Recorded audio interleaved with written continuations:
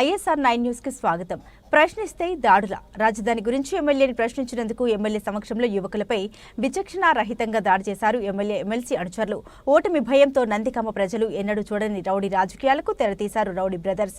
బాధితుల్ని చూసి భావోద్వేగానికి గురైన మాజీ శాసనసభ్యురాలు తంకిరాల సౌమ్య.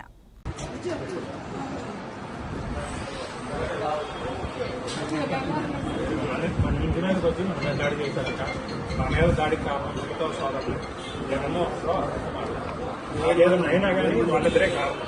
మా మీద నరసరావు మీద దాడి క్యాంపెయినింగ్ చేసుకున్నాం, క్యాంపెయినింగ్ చేసుకోవాలి.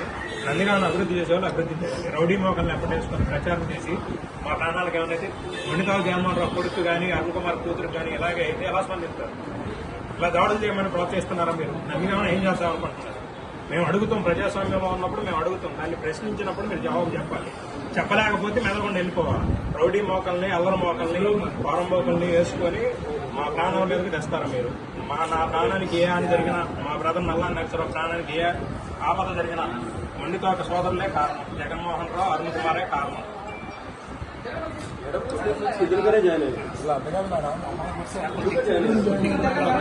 కూర్చో